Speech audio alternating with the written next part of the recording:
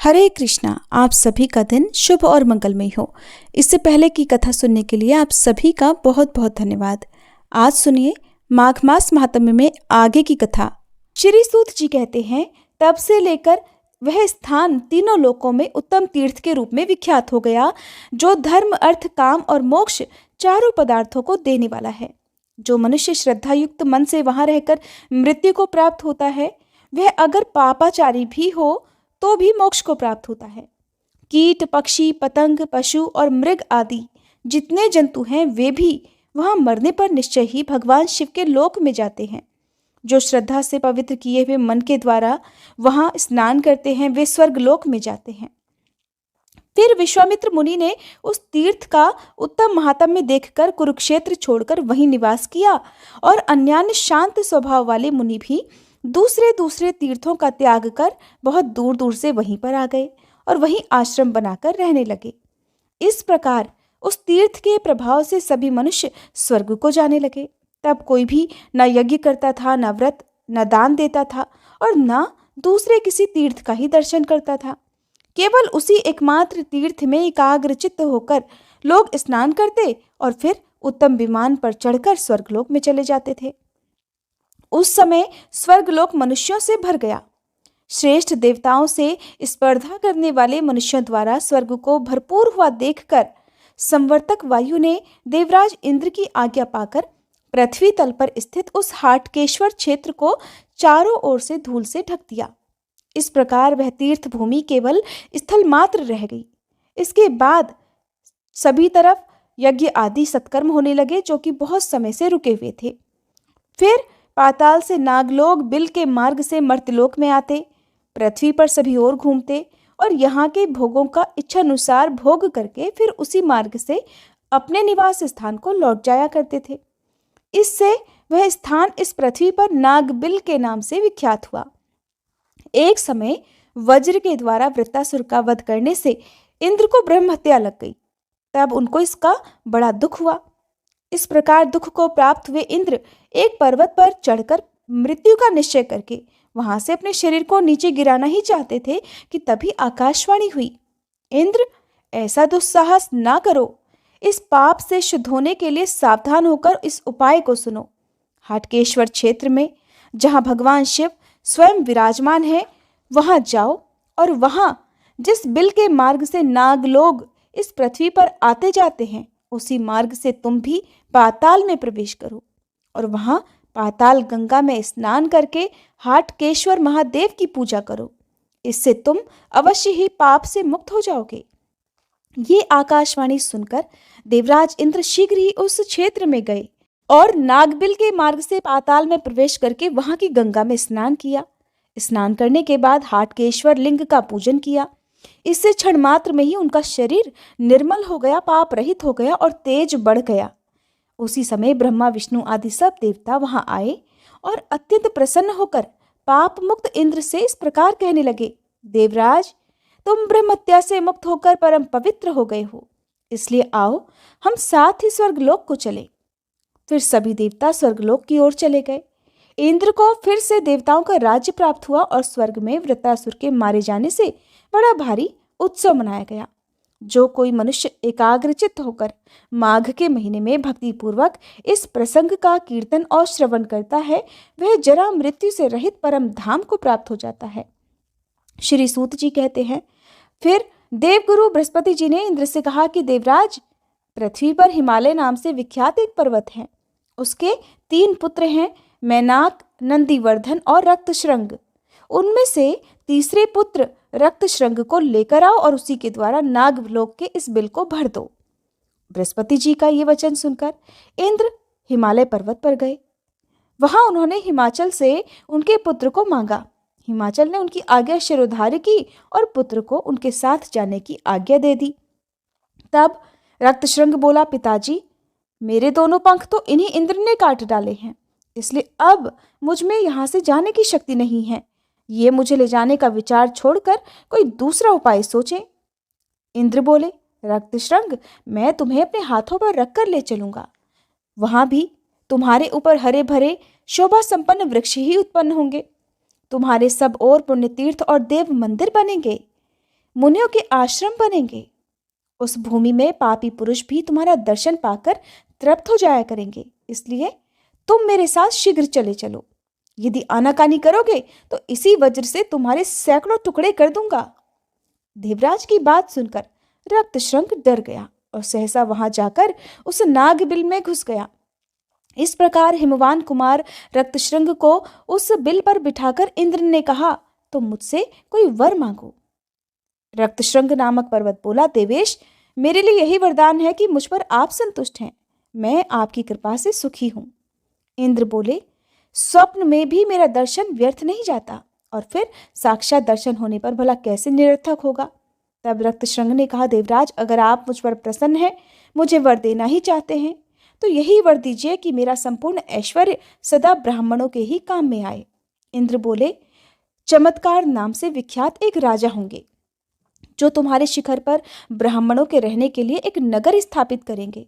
उस नगर में वेद वेदांगों के पारगामी विद्वान ब्राह्मण प्रसन्नता पूर्वक रहकर तुम्हारे संपूर्ण ऐश्वर्य का उपभोग करेंगे।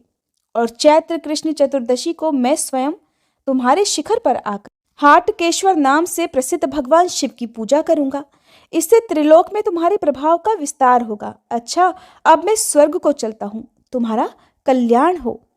ऐसा कहकर देवराज इंद्र स्वर्ग में चले आए और रक्तशृंग उस नागबिल को ढककर स्थित हो गया। उसके शिखर पर मुख्य मुख्य तीर्थ और मंदिर स्थापित हो गए और मुनियों के भी बहुत से आश्रम वहां पर बन गए। इसी समय अनार्त देश के राजा चमत्कार वहां वन में दुष्ट मृगों का शिकार खेलने के लिए आए। उन्होंने देखा, कुछ दूर पर एक वृक्ष के नीचे एक हिरनी स्थिर होकर खड़ी है और निर्भय होकर अपने बच्चे को दूध पिला रही है।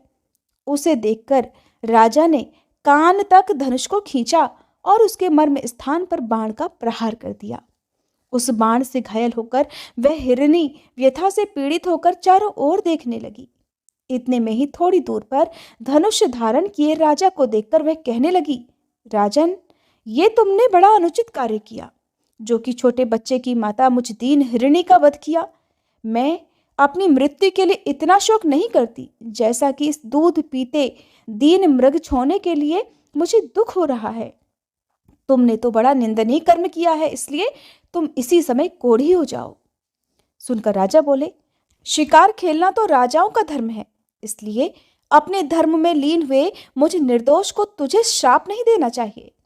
हिरनी बोली, हे राजन, तुम्हारा कहना ठीक है, परंतु शिकार में भी क्षत्रियों के लिए यह नियम है कि जो सोया हुआ हो, मैथुन में आसक्त हो, बच्चे को दूध पिला रहा हो या स्वयं जल पी रहा हो, ऐसे हिंसक पशु का भी वध ना करे। उसका वध करने पर मनुष्य पाप से लिप्त हो जाता है, इसलिए मैंने तुझे शाप दिया है। ऐसा कहकर व्यथा से पीड़ित हुई हिरनी ने अपने प्राण त्याग दिए और राजा चमत्कार भी कोढ़ी हो गए। अपने शरीर को कोढ़ युक्त देखकर दुखी हुए राजा ने अपने सेवकों को बुलाकर कहा कि अब मैं तब तक तपस्या और भगवान शिव की पूजा करूंगा जब तक कि मेरे इस कुष्ठ रोग का सर्वथा नाश न हो जाए। ऐसा कहकर उन्होंने अपने सभी सेवकों को वहां से विदा कर दिया।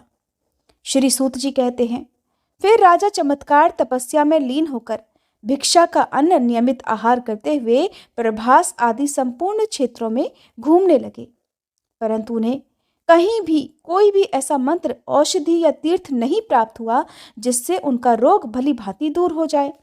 इससे राजा के मन में अब बड़ा वैराग्य हुआ और वे अपने मन और बुद्धि को वश में करके उस पुण्य क्षेत्र में अकेले ही रहने लगे। वे अपने आप गिरे हुए सूखे पत्ते चबाते और रात में धरती पर ही सोते थे। मद और अहंकार उन्हें छू भी नहीं पाते थे। फिर कुछ समय बाद उन्होंने तीर्थ यात्रा के लिए जाने वाले बहुत से श्रेष्ठ ब्राह्मणों को देखा और उन सबको विनीत भाव से प्रणाम करके कहा, हे ब्राह्मणों, मैं अनर्त देश का सूर्यवंशी राजा हूँ। मेरा नाम चमत्कार है और इस समय मेरे सारे शरीर में कोढ़ फैल गया है। क्या यहाँ कोई ऐसा दैव या मानवीय उपाय है जिससे मेरा कुष्ठ रोग शांत हो जाए? अगर है तो आप लोग मुझ पर कृपा करके बताइए। तब उन दयालु ब्राह्मणों ने कहा, हे राजन, यहाँ से थोड़ी ही दूर पर सुप्रसिद्ध शंख तीर्थ है, जो सभी रोगों का नाश करने वाला है।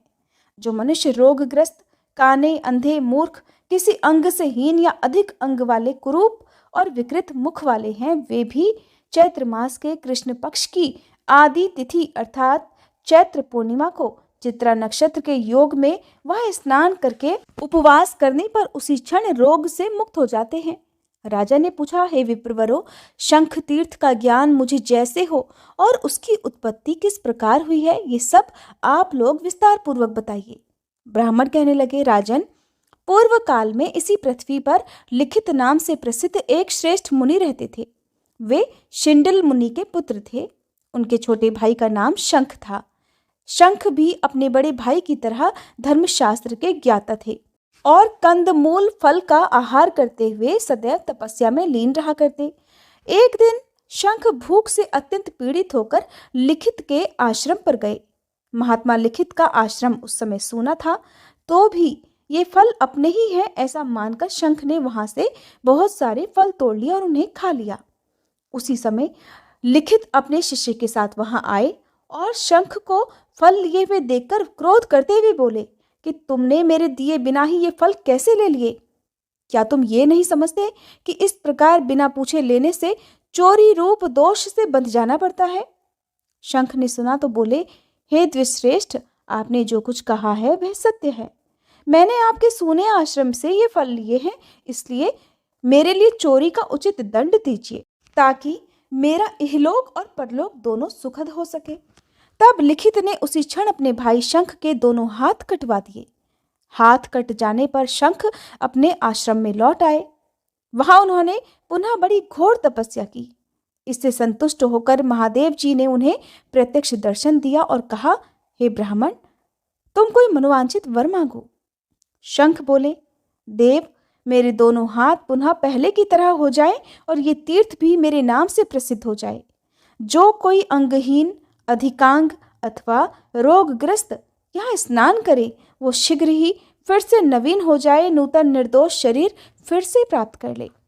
भगवान शिव कहने लगे, हे विप्रेंद्र, आज से ये तीर्थ तुम्हारे ही नाम से विख्यात होगा। चैत्र मास के शुक्ल पक्ष में जब चंद्रमा चित्रा नक्षत्र पर स्थित हो, उस समय जो कोई भी कम या अधिक अंग वाले मनुष्य यहाँ आकर स्नान करेंगे, वह सोने के समान गौर और सर्वांग सुंदर हो जाएंगे। उस दिन वहाँ श्राद्ध करने से पितर लोग उत्तम तृप्ति को प्राप्त होंगे। विप्रवर, आज चैत्र मास का शुक्ल पक्ष है। आज तीसरे पहर चंद्रमा का चित्रा नक्षत्र से योग हो जाएगा। उस समय उपवास पूर्वक भली भांति स्नान करने पर तुम्हारे दोनों हाथ तत्काल पहले की तरह सुंदर रूप से युक्त हो जाएंगे। ऐसा कहकर भगवान शिव अंतर्ध्यान हो गए और शंख मुनि ने कुतपकाल अर्थात दिन के तीसरे पहर में स्नान किया। स्नान करते ही उनके दोनों हाथ पहले की तरह हो गए। हे राजन, इसलिए तुम भी चैत्र शुक्ल पक्ष में जब चंद्रमा चित्रा नक्षत्र पर स्थित हो, उस तीर्थ में स्नान करो। इससे तुम सभी रोगों से मुक्त हो जाओगे और इसमें तनिक भी संदेह नहीं। इस तीर्थ के लिए जो समय और योग बताया गया है, उसके प्राप्त होने पर हम साथ चलकर तुमको उस तीर्थ का दर्शन भी कराएंगे। श्री सूत जी कहते हैं, तदंतर कुछ दिनों के बाद चैत्र शुक्ल पक्ष आया और चित्रा नक्षत्र में चंद्रमा के योग से युक्त चतुर्दशी तिथि प्राप्त हुई। तब वे राजा के हितैषी ब्राह्मण उन्हें साथ लेकर उसी समय शंख तीर्थ में गए। वहां कोढ़ युक्त राजा ने अपने मन में कुष्ठ रोग के नाश का संकल्प लेकर बड़ी श्रद्धा भक्ति से विधि पूर्वक स्नान किया। स्नान करते ही वे कुष्ठ रोग से मुक्त और तेजस्वी हो गए और बड़े हर्ष के साथ तीर्थ के जल से बाहर निकले। फिर उन ब्राह्मणों को प्रणाम करके राजा ने हाथ जोड़कर कहा, हे विप्रवरो, आप लोगों की कृपा से ही मैं इस कुष्ठ रोग से मुक्त हुआ हूँ। अब मैं राज नहीं करूँगा, इसी तीर्थ में रहकर सदा उत्तम तप करूँगा। ये राज्य, देश, हाथी, घोड़ा और जो भी कुछ वैभव मेरे अधीन है, वह सब मुझ पर अनुग्रह करने के लिए ही कृपा पूर्वक आप लोग ग्रहण कीजिए। ब्राह्मणों ने सुना तो कहने लगे, राजन, हम लोग राज्य की रक्षा करने में असमर्थ हैं, फिर उसे लेने से भला क्या लाभ हुआ, जिसकी राज्य में बड़ा भारी विप्लव मच जाए। पूर्व काल में जमदग्नि नंदन परशुराम ने 21 बार इस पृथ्वी को क्षत्रियों से हीन करके हम ब्राह्मणों को सौंप दिया था। परंतु बलवान क्षत्रियों ने फिर समस्त ब्राह्मणों का तिरस्कार करके अनायास ही बार बार इसे छीन लिया था। राजा ने कहा, विप्रवरों, मैं तपस्या में लीन होकर भी आप लोगों की सदा रक्षा करता रहूंगा, इसलिए इस कार्य में आप लोगों को किसी प्रकार का कोई भय नहीं मानना चाहिए। ब्राह्मण बोले, राजन, यदि आपके मन में हमें कुछ देने की दृढ़ श्रद्धा है तो इस महापुण्यमय क्षेत्र में एक श्रेष्ठ नगर का निर्माण कराकर उसे दे दें। वह श्रेष्ठ नगर 4 दीवारी और खाई से घिरा हुआ हो, जिससे हम वहां सुखपूर्वक रहें और तीर्थ स्नान किया करें। हम सब लोग सदा वेदों के स्वाध्याय में लीन और गृहस्थ धर्म का पालन करने वाले हैं, इसलिए हमें गृह की आवश्यकता है। ये सुनकर राजा ने बहुत अच्छा कहकर उनकी आज्ञा स्वीकार की और उस स्थान में एक बहुत बड़े उत्तम नगर का निर्माण कराया। नगर के चारों ओर ऊंची ऊंची 4 दीवारी और गहरी खाई तैयार की गई। उस मनोहर नगर की लंबाई और चौड़ाई 1 कोस की थी।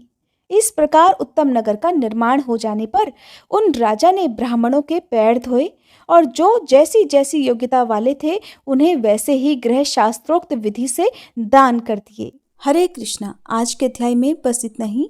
इसके आगे का वृतांत आप सभी अगली कथा में जरूर सुनिएगा।